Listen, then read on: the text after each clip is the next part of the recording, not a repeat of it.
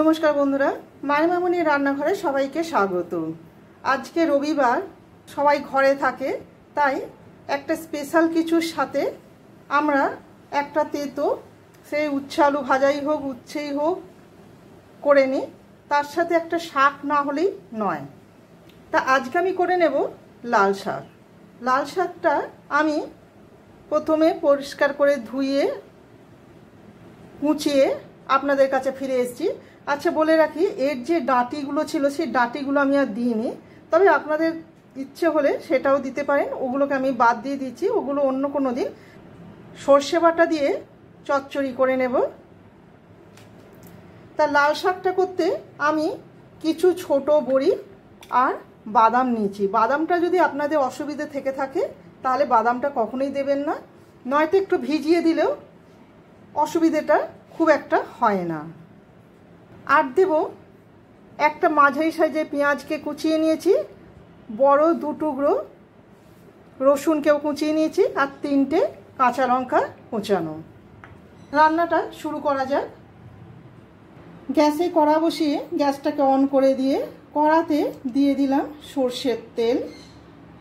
প্রথমে বাদামটা ভেজে নেব। 30 সেকেন্ড ভাজা হয়ে গেছে, এরপর দিয়ে দিচ্ছি বড়ি। দিয়ে দিলাম একটা শুকনো লঙ্কা ফোড়ন, তার সাথে একটা কাঁচা লঙ্কাও দিয়ে দিলাম চিড়ে। বাদাম আর বড়িটাও ভাজা হয়ে গেছে, এই সময় দিয়ে দিচ্ছি 1/2 স্পুন পোস্ত দানা। পোস্তটাও বাদাম আর বড়ির সাথে ভেজে নিলাম। এবার গ্যাসের ফ্লেমটাকে আমি বন্ধ করে দিয়ে অন্য পাত্রে তুলে নেব।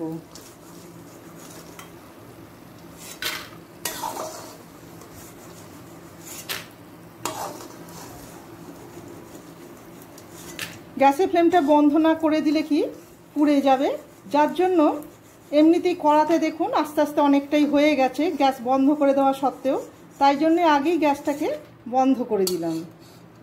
গ্যাসটাকে আবারও অন করে দিলাম,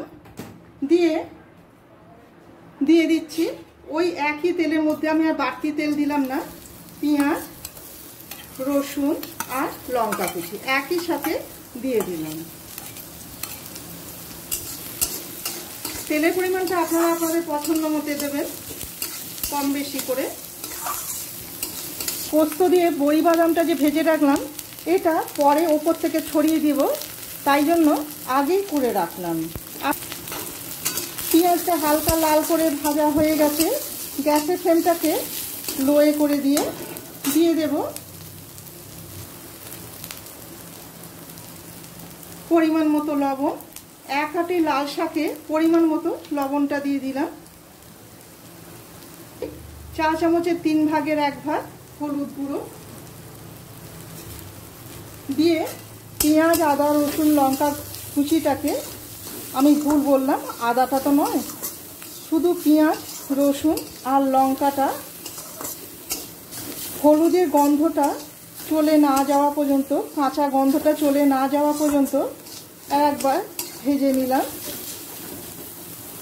হলুদের কাঁচা গন্ধটা চলে গেছে, এই সময় দিয়ে দিচ্ছি কুচিয়ে রাখা লাল শাক।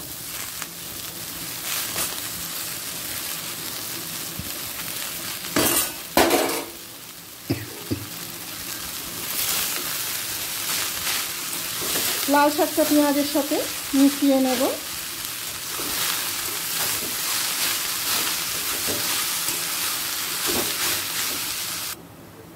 দেখুন শাকটা কমে গেছে অনেকটাই, এরপর ঢাকা দিয়ে সেদ্ধ হওয়া পর্যন্ত অপেক্ষা করব। মাঝখানে এসে 2 বার ওপর নিচ করে দিয়ে গেছি, যাতে সব দিকটা সমানভাবে সেদ্ধ হয়ে যায়। সেদ্ধটাও হয়ে গেছে।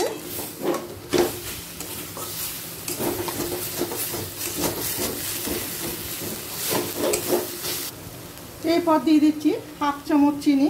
চিনির পরিমাণটা আপনারা আপনাদের পছন্দ মতো কম বেশি করে দেবেন। চিনিটা শাকের সাথে মেল্ট হওয়া পর্যন্ত অপেক্ষা করব। মেল্ট হয়েও গেছে। এরপর গ্যাসের ফ্লেমটাকে বন্ধ করে দিচ্ছি, অন্য পাত্রে ঢেলে নেব। লাল শাকের আমিষ রেসিপিটা আপনাদের কেমন লাগলো অবশ্যই কমেন্ট করে জানাবেন। ভালো লেগে থাকলে একটা লাইক, শেয়ার আর সাবস্ক্রাইব করে রাখার অনুরোধ রইল।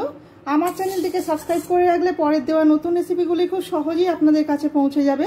সবাই ভালো থাকবেন, ধন্যবাদ। আপনারা কেমন করে লাল শাকটা ভাজেন সেটা আমাকে অবশ্যই কমেন্ট করে জানাবেন। এবার ওপর থেকে পোস্ত, বাদাম আর বড়ি ভাজাটা ছড়িয়ে দেব।